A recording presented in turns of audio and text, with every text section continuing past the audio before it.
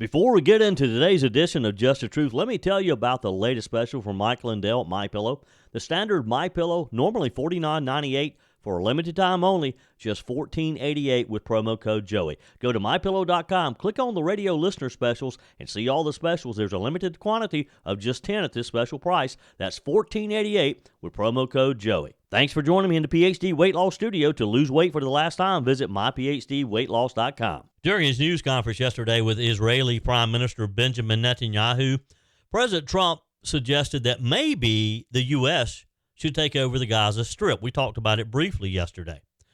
He said we'd clean it up, make it like the French Riviera of the Middle East, and as you can imagine, the response has been, let's just say, mixed.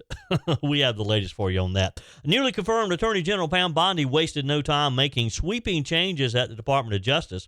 She has issued a series of directives aimed at overhauling the agency's priorities. Among her first orders, cracking down on what she calls the weaponization of the legal system. Senator Mitch McConnell, the 82-year-old Republican from Kentucky, experienced 2 falls on Capitol Hill yesterday.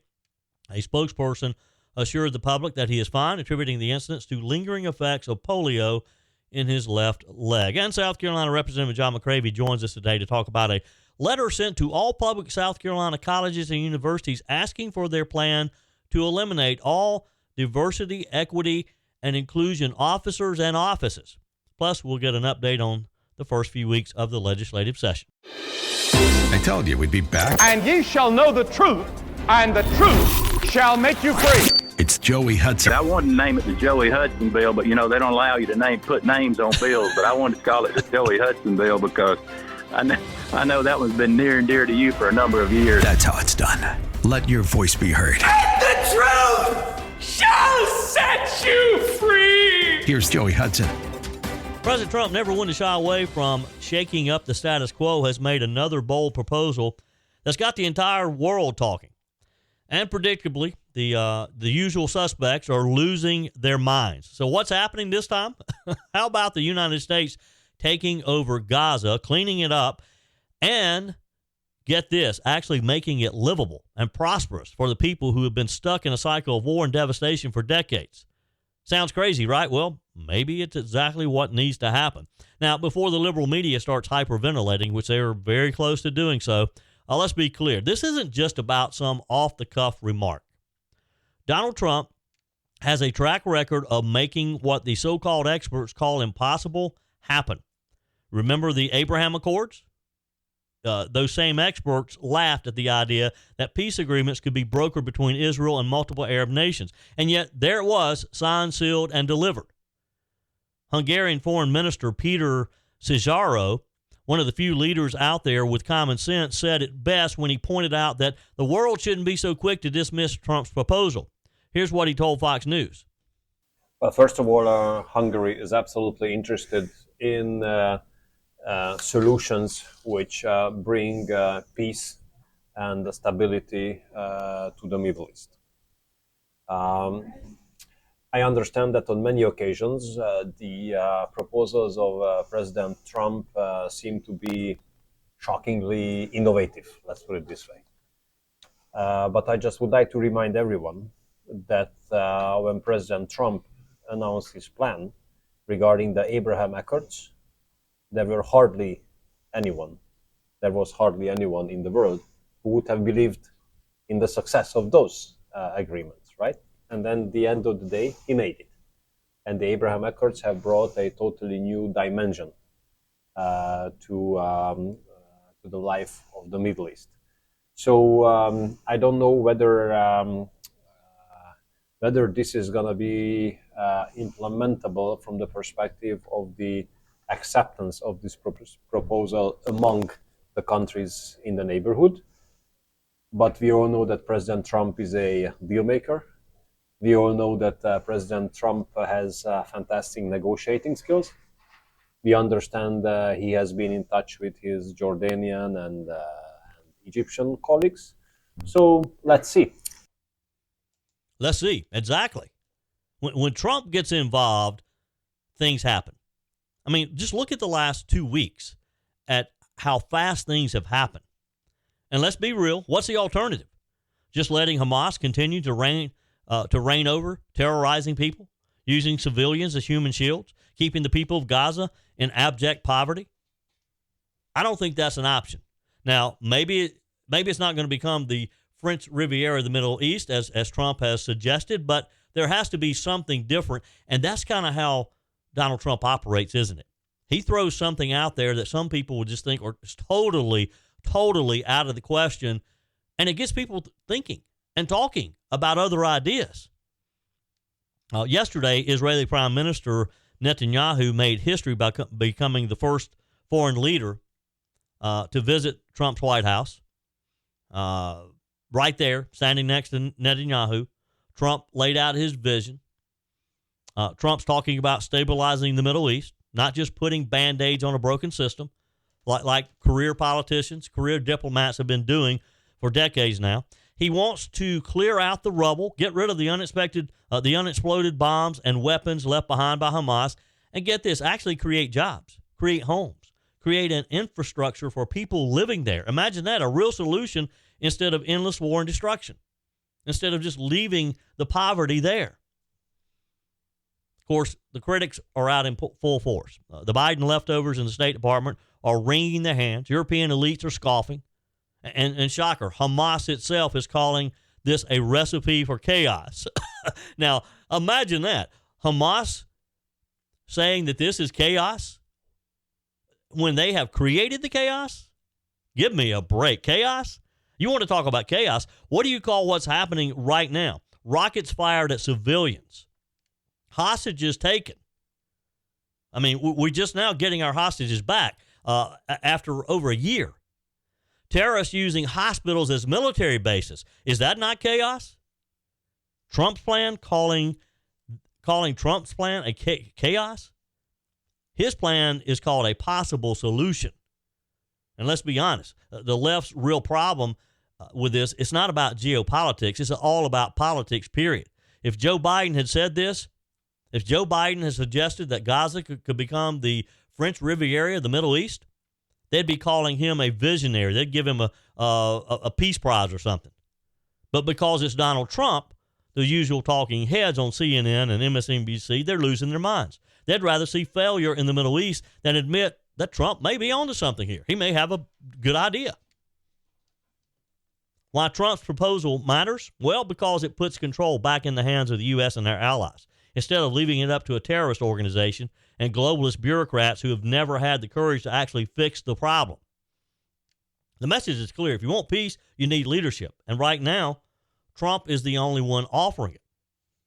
The New York Post wrote, Saudi Arabia and other Arab nations have publicly rejected President Trump's plan to evacuate war-torn Gaza's 2.3 million residents so the U.S. can take over and redevelop the land. I mean, you would think that they're suggesting that Donald Trump personally is going to take this land and build some of his hotels there. That's not what he is saying. But these same people may come to support it in secret because it would finally solve decades of conflict and end Hamas's iron grip. A former Israeli-Palestinian negotiator says that secretly they're hoping that maybe this will come about. Avi Melamed, he's an ex-Israeli intelligence official. He served as a senior Arab affairs advisor to Jerusalem's. He said Saudi Arabia, Egypt, and Jordan are likely interested in Trump's future vision for Gaza as a possible solution to their Hamas problem. He said, I wouldn't be surprised to know that in the back rooms, the Saudis, the Egyptians, the Jordanians are very much happy about Trump's idea of the U.S. taking control over the situation in Gaza. The Arab nations have previously shown disdain for Hamas, of course, which, of course, seized power of the Gaza Strip in October. Back in 2007. The terror group, of course, is backed by Iran, which is a major regional rival. Arab officials instead would like to tap the ousted Palestinian Authority to return and oversee order in the enclave. Melamed, however, insists that there needs to be a big, significant game changer on the ground to change the balance of power in Gaza. And for that reason, the Arab nations might be open to the idea of having U.S. in Gaza. Now, White House Press Secretary Caroline Leavitt yesterday made it clear that we're not going to be sending troops over there right now. We're not going to put boots on the ground. We're going to use our persuasion skills, I guess, to those in the region to help accomplish this. The Arab nations may be open to having at least a buffer there. A major stumbling block will likely be Trump's proposal to move Gaza's 2.3 million people into Egypt and Jordan, because they've already both said they're not interested, because they don't want 2.3 million people who they're going to have to feed and house to come to their countries. Now they know how we feel about having 15, 20 million illegals from South America, Mexico, wherever they came from, all over the world in our country. The Egyptian foreign minister said that Gaza must be rebuilt without moving the Palestinians out. And he pushed for a two-state solution to end the conflict in the Middle East. Well, how many times have we tried that? And they're back in a war. It didn't work. Cairo, of course, has long maintained a strong border around the Gaza Strip and kept Palestinians from fleeing into Egypt. Even during the most intense months of the war, when more than 1 million refugees flooded the border city of Rafah, needing food, needing clothing, needing a place to stay, because Hamas had run them out of their own homes. Look, there's not a simple, easy solution to any of this, but at least Donald Trump has them talking. There's a lot of talk about making America great again, and it begins with making America healthy again. Dr. Ashley Lucas and her team at PhD Weight Loss are at the forefront to educate and guide you to be your best self. The millions being spent in propping up Big Pharma are astounding, only to create long-term dependency and harmful side effects. Let's take a natural approach that isn't connected to a pharmaceutical company's bottom line. The coaches at PhD Weight Loss will show you how. The entire program is centered around science and nutrition, a proven roadmap that has helped over 8,000 clients lose over 331,000 pounds. You'll learn what to eat and when, how to quiet cravings, and finally get rid of that belly fat. Plus, you'll never take a medication. How many pounds would you like to lose in 2025? Do it the natural way with PhD Weight Loss, here to lead the charge to make America healthy again. Call PhD Weight Loss and schedule your consultation. 864-644-1900. That's 864-644-1900, or go to myphdweightloss.com. File this story away in that weird things happen. A massive chunk of ice mysteriously fell from the sky, piercing the roof of a Florida home. Authorities remain puzzled about its origin, and investigations are underway. Now, that would be a rude awakening, to be sitting in your living room watching a good movie with the family, and a chunk of ice comes through your roof from nowhere. I don't have an explanation for that one. Senator Mitch McConnell, the 82-year-old Republican from Kentucky, experienced 2 falls on Capitol Hill yesterday. The first incident happened as he was leaving the Senate chamber after voting to confirm Scott Turner as the new Secretary of Housing and Urban Development. Senator Steve Daines and Marquane Mullen assisted Mr. McConnell, who managed to walk away without any further assistance. Later, during a GOP luncheon, Senator McConnell fell again and was subsequently placed in a wheelchair as a precaution. A spokesperson assured the public that he's fine, attributing the incidents to lingering effects of polio in his left leg. This isn't the first time Senator McConnell has faced health challenges. You'll recall in December of last year, he suffered a fall resulting in facial cuts and a sprained wrist. Earlier in March of 2023, a more severe fall led to a concussion and fractured rib. Despite these incidents, Mr. McConnell, a childhood polio survivor, continues his Senate duties. He stepped down from his leadership role after the 2024 election and has yet to announce if he will seek an 8th term next year. Immigration and Customs Enforcement officers, along with federal agents from the DEA, the FBI, U.S. Marshals Service, Customs and Border Protection, carried out a large-scale raid in Aurora, Colorado yesterday. The operation targeted 100 members of the violent Venezuelan migrant gang known as Tren de Aragua. Just 5 months ago, Democrat Governor Jerry Polis dismissed reports that the gang had taken hold in the Denver suburb, calling it a figment of imagination. Like a lot of the Democrat governors, they live in denial. They just don't want to admit that these people who they are protecting are bad people and that they should be arrested and that they should be driven out of our country. I mean, why would Governor Jared Polis not want to investigate the many reports of this horrible, vicious, dangerous gang? I mean, there was, how many times have we seen it in social media and on the evening news, videos of these gangs literally taking over the apartment building, keeping people from entering their own apartments, literally just terrorizing the neighborhood. Multiple apartment complexes were raided, we're told, before dawn. They were all fast asleep. They probably stayed up late the night before. Surprise, surprise. With DEA agents deploying flashbangs as they stormed locations throughout the Denver metro area. It was a bad day for illegals in the Denver area yesterday. At the Edge apartment complex at Aurora, one of the notorious areas for gang violence, ICE agents made several arrests. The complex would become overrun by the Trendy gang members. Was recently ordered shut down by a judge for posing an imminent threat to the community.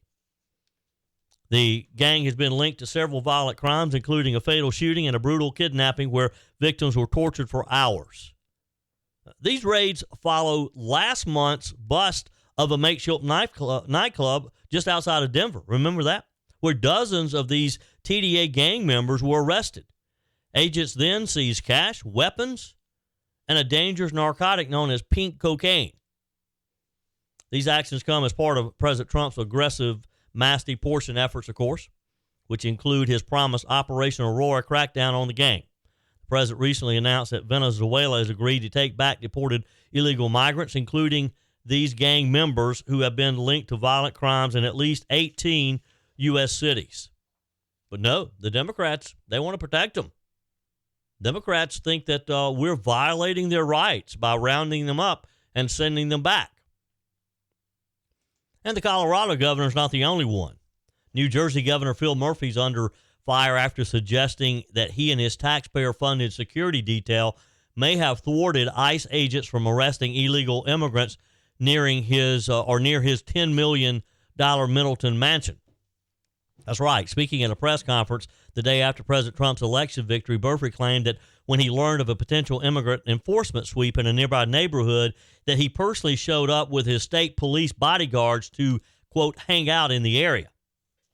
Trump's border czar, Tom Homan, has taken notice, warning on Fox News that Murphy's actions could lead to prosecution. Citing Title 8 of the U.S. Code, Homan pointed out that if he knowingly harbors and conceals an illegal alien in a federal offense, he stated that the matter would not be ignored and that an investigation may follow. And Holman also reminded sanctuary city leaders that they had better not get in his way. Well, I think the governor's pretty foolish saying what he said, because I got note of it, won't let it go, we'll look into it.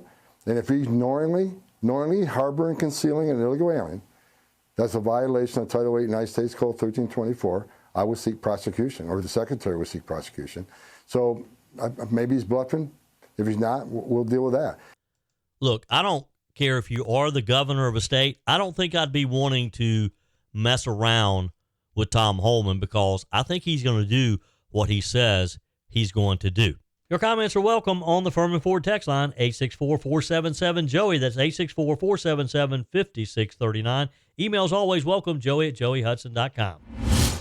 File this story away in that weird things happen. A massive chunk of ice mysteriously fell from the sky, piercing the roof of a Florida home. Authorities remain puzzled about its origin, and investigations are underway. Now, that would be a rude awakening, to be sitting in your living room watching a good movie with the family, and a chunk of ice comes through your roof from nowhere. I don't have an explanation for that one. Senator Mitch McConnell, the 82-year-old Republican from Kentucky, experienced 2 falls on Capitol Hill yesterday. The first incident happened as he was leaving the Senate chamber after voting to confirm Scott Turner as the new Secretary of Housing and Urban Development. Senator Steve Daines and Marquane Mullen assisted Mr. McConnell, who managed to walk away without any further assistance. Later, during a GOP luncheon, Senator McConnell fell again and was subsequently placed in a wheelchair as a precaution. A spokesperson assured the public that he's fine, attributing the incidents to lingering effects of polio in his left leg. This isn't the first time Senator McConnell has faced health challenges. You'll recall in December of last year, he suffered a fall resulting in facial cuts and a sprained wrist. Earlier in March of 2023, a more severe fall led to a concussion and fractured rib. Despite these incidents, Mr. McConnell, a childhood polio survivor, continues his Senate duties. He stepped down from his leadership role after the 2024 election and has yet to announce if he will seek an 8th term next year. Immigration and Customs Enforcement officers, along with federal agents from the DEA, the FBI, U.S. Marshals Service, Customs and Border Protection, carried out a large-scale raid in Aurora, Colorado yesterday. The operation targeted 100 members of the violent Venezuelan migrant gang known as Tren de Aragua. Just 5 months ago, Democrat Governor Jerry Polis dismissed reports that the gang had taken hold in the Denver suburb, calling it a figment of imagination. Like a lot of the Democrat governors, they live in denial. They just don't want to admit that these people who they are protecting are bad people and that they should be arrested and that they should be driven out of our country. I mean, why would Governor Jared Polis not want to investigate the many reports of this horrible, vicious, dangerous gang? I mean, there was, how many times have we seen it in social media and on the evening news, videos of these gangs literally taking over the apartment building, keeping people from entering their own apartments, literally just terrorizing the neighborhood. Multiple apartment complexes were raided, we're told, before dawn. They were all fast asleep. They probably stayed up late the night before. Surprise, surprise. With DEA agents deploying flashbangs as they stormed locations throughout the Denver metro area. It was a bad day for illegals in the Denver area yesterday. At the Edge apartment complex at Aurora, one of the notorious areas for gang violence, ICE agents made several arrests. The complex would become overrun by the Tren de Aragua gang members. Was recently ordered shut down by a judge for posing an imminent threat to the community. The gang has been linked to several violent crimes, including a fatal shooting and a brutal kidnapping where victims were tortured for hours. These raids follow last month's bust of a makeshift nightclub just outside of Denver. Remember that? Where dozens of these TDA gang members were arrested. Agents then seized cash, weapons, and a dangerous narcotic known as pink cocaine. These actions come as part of President Trump's aggressive mass deportation efforts, of course, which include his promised Operation Aurora crackdown on the gang. The president recently announced that Venezuela has agreed to take back deported illegal migrants, including these gang members who have been linked to violent crimes in at least 18 U.S. cities. But no, the Democrats, they want to protect them. Democrats think that we're violating their rights by rounding them up and sending them back. And the Colorado governor is not the only one. New Jersey Governor Phil Murphy's under fire after suggesting that he and his taxpayer-funded security detail may have thwarted ICE agents from arresting illegal immigrants near his $10 million Middleton mansion.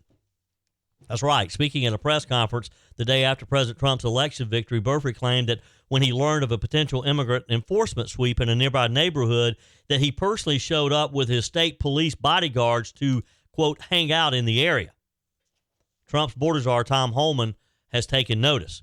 warning on Fox News that Murphy's actions could lead to prosecution. Citing Title 8 of the U.S. Code, Holman pointed out that if he knowingly harbors and conceals an illegal alien in a federal offense, he stated that the matter would not be ignored and that an investigation may follow. And Holman also reminded sanctuary city leaders that they had better not get in his way. Well, I think the government's pretty foolish saying what he said, because I got note of it, won't let it go, we'll look into it.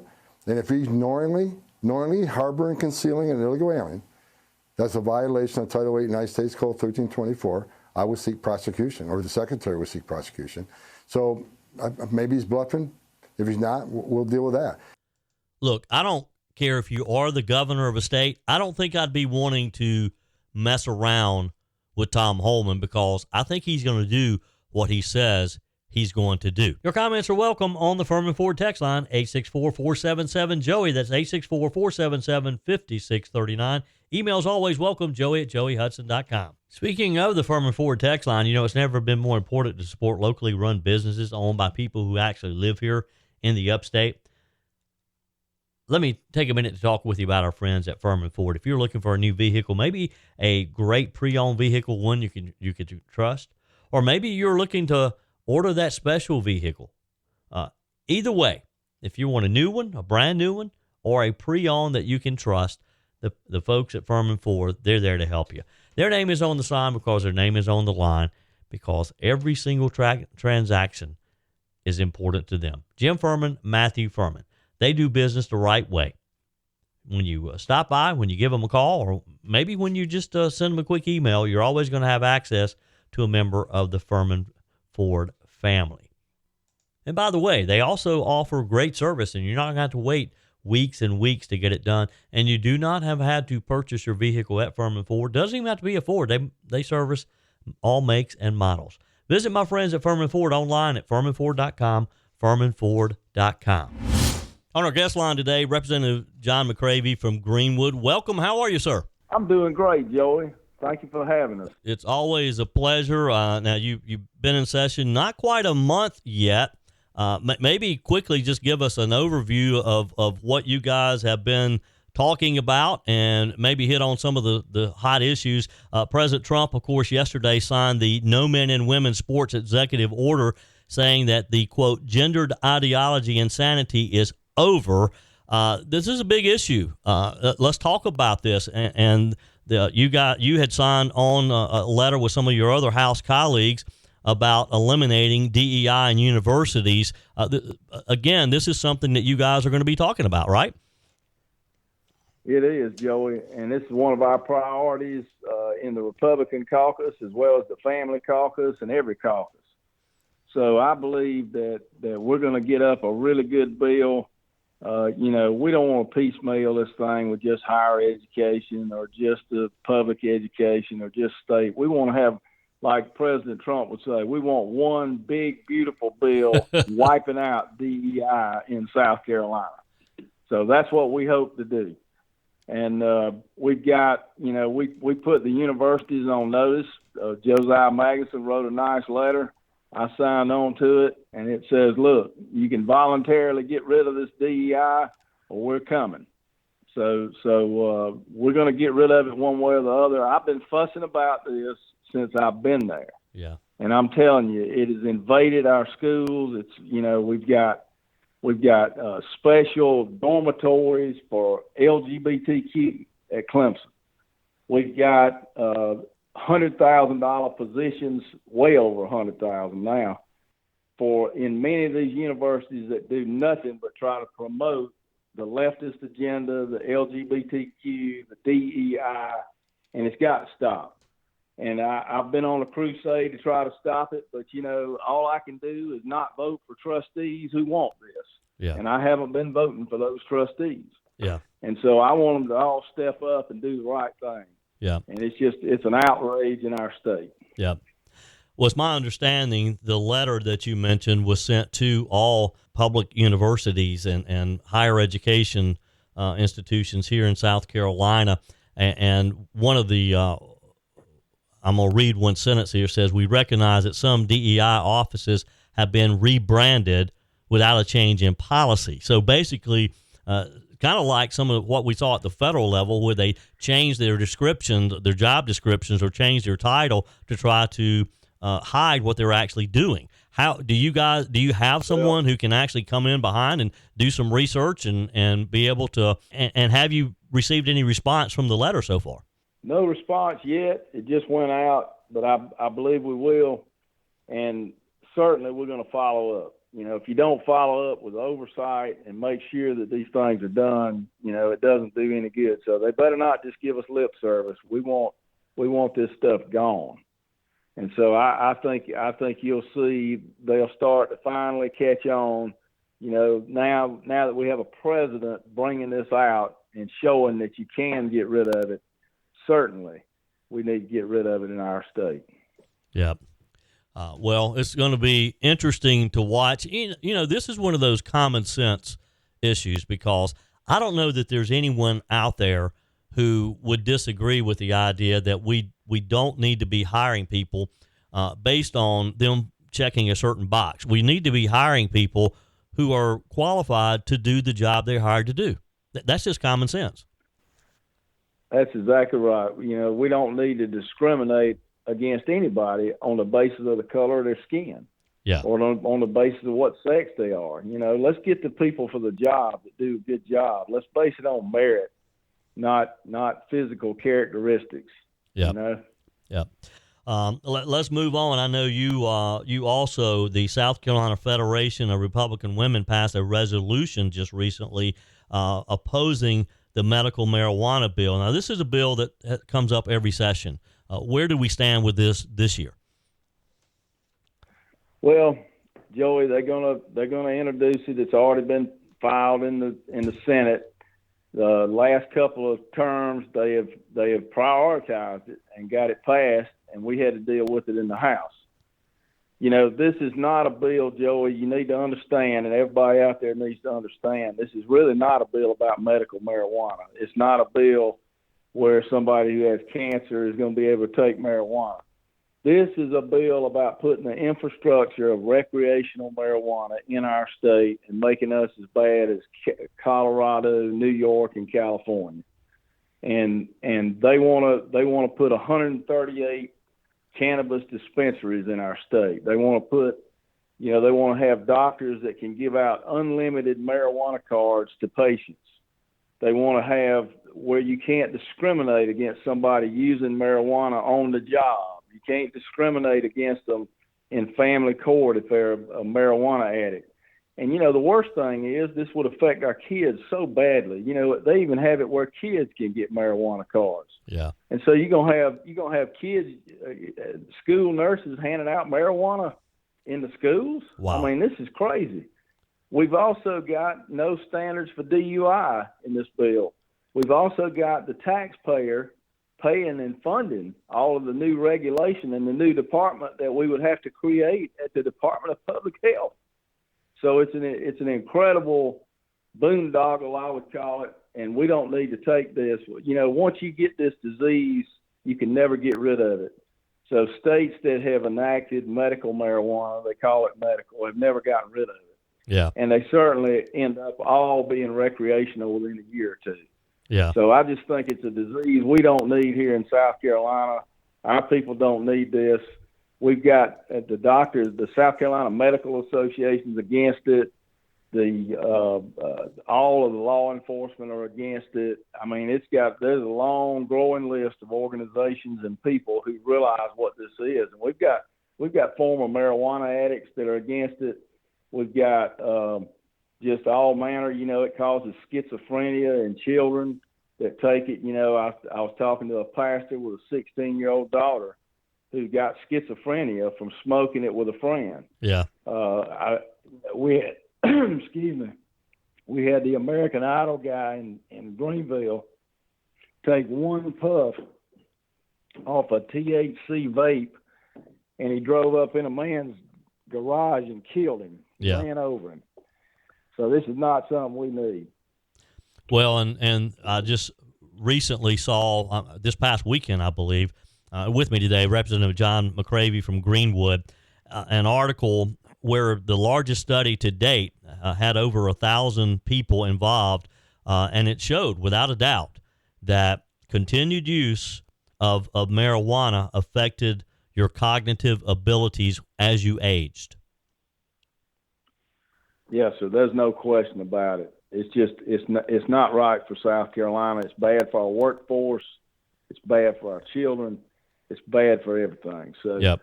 I'm hoping and praying that we don't ever get this passed in South Carolina. Yep. You know, there's a chance if it's rescheduled as a Schedule III drug, and you know that the federal government's talking about doing, that actually might be a good thing, because then people who want the right to try it, if they really have a terminal illness, will be able to do it. So, but right now it's illegal.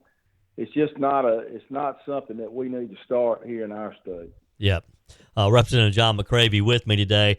Representative McCravey, I know one issue that has been near and dear to you since you have been in the legislature, and that is, of course, protecting life. Give us an update on the Human Life Protection Act. Yes, sir. Well, of course, we've passed it twice in the House now.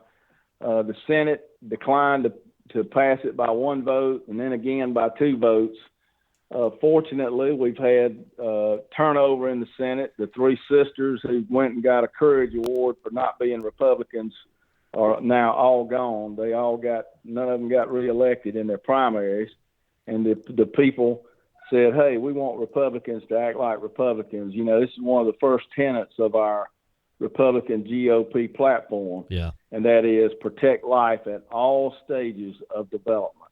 So this bill, we don't want the heartbeat bill to be the final bill for South Carolina.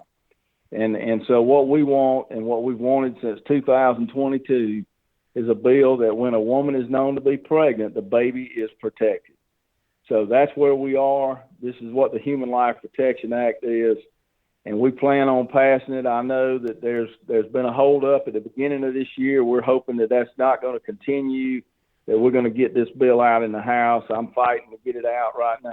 Yep. So hopefully we'll get it over to a new Senate, a Senate with a completely new complexion. You know, they had big turnover.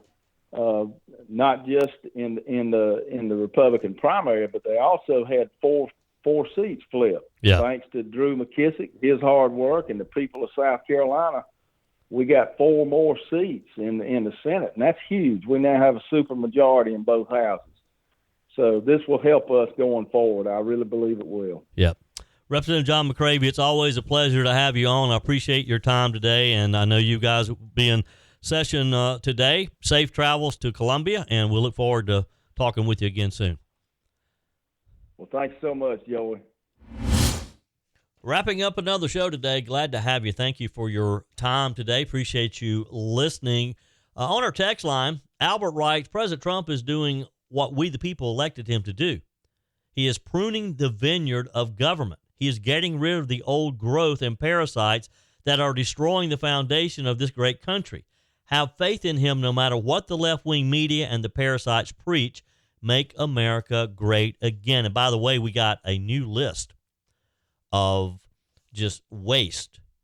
Every day, Caroline Leavitt has been supplying us with an update. And I'm going to share these with you as we get them. The White House is defending its decision, of course, to gut the U.S. Agency for International Development, the USAID, citing projects that, as Caroline Leavitt called them, are just crap. And she's right. Here's a few examples. $2 million for sex changes and LGBTQ activism in Guatemala. $6 million to fund tourism in Egypt. Now, why should we be funding tourism or promoting tourism in Egypt? Let's spend that money around our home area.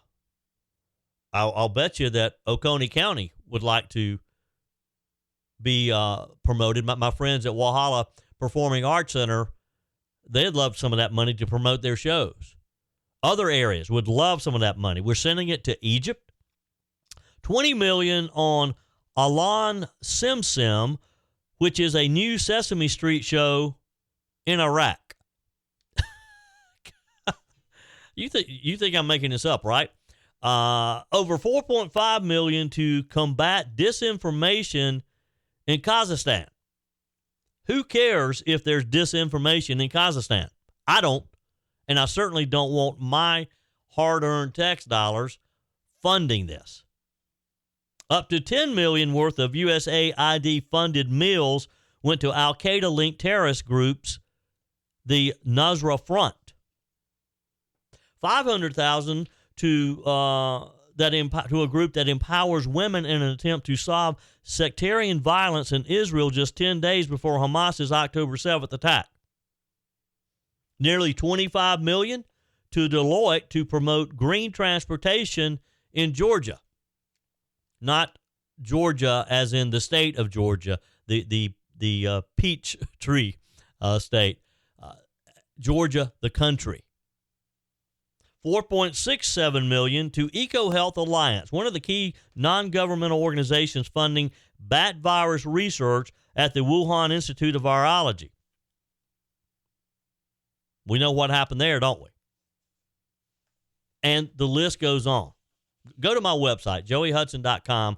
I've got a complete list of what Caroline Leavitt released yesterday. It's about 2 pages long. Just go to joeyhudson.com and you'll see it right there. It's one of the latest news articles. $20 million for strengthening transparency and accountability through investigative reporting program, which used the Organized Crime and Corruption Reporting Project as its implementing partner. The OCCRP was cited 4 times in the whistleblower letter that led to the Russiagate impeachment.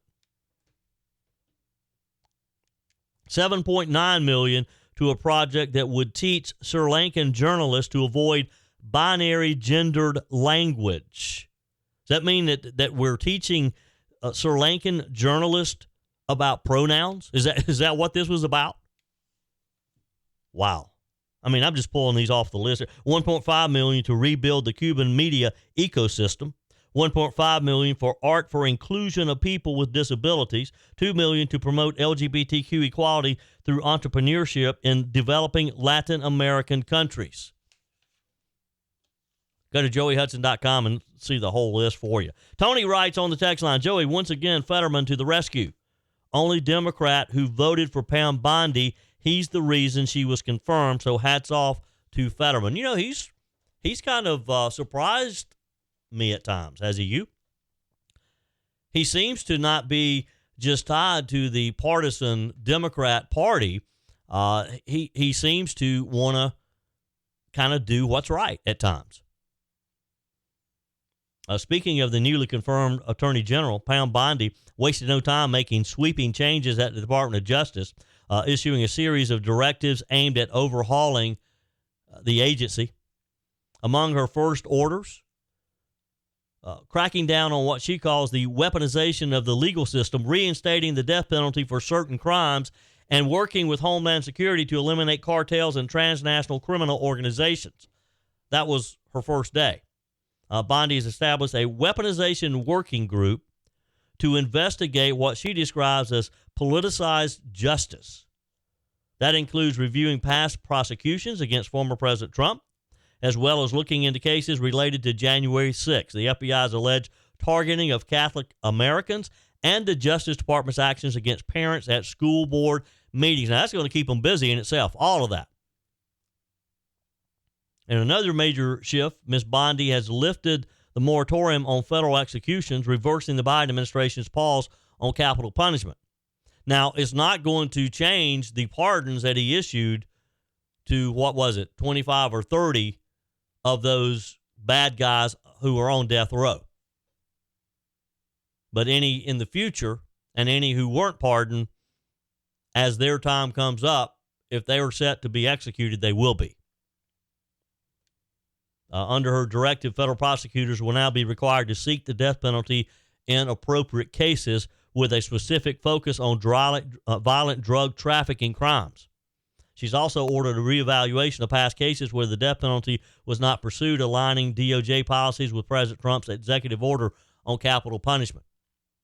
On the issue of illegal immigration, Bondi has moved to cut all federal funding for sanctuary cities. Let me repeat that. She's going to cut all federal funding for sanctuary cities and review agreements with the non-government organizations, the nonprofits that provide support to illegal immigrants. Additionally, she has directed the Justice Department to investigate jurisdictions that obstruct law enforcement and pursue prosecutions where necessary. You know, she may be investigating the New Jersey governor soon, because that's exactly what he claims he's done. That's what he was kind of bragging about, hiding an illegal in the basement, hiding and taking his so-called security detail down to where he heard there was going to be an ICE raid. Look, ICE, if he gets in Tom Homan's way, Tom Homan will order his agents to just arrest them all. The fight against organized crime is also high on Ms. Bondi's agenda. She is enhancing efforts to dismantle criminal networks like the MS-13 and expanding the Justice Department's crackdown on all of the other violent gangs from other countries, like Venezuela, the gang that has been designated as a foreign terrorist organization. Ms. Bondi's directive includes prioritizing the rapid prosecution and capture of cartel leaders, eliminating bureaucratic delays, and working closely with the Department of Homeland Security, which they've already been doing.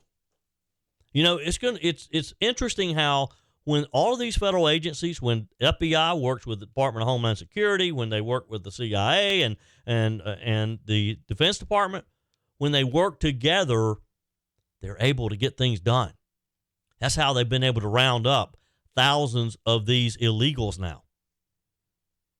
Joe Biden seemed to think it was impossible to find these people. Well, they found them pretty quickly. Now is not a good time to be a criminal on the run in the U.S. right now. Just not a good time.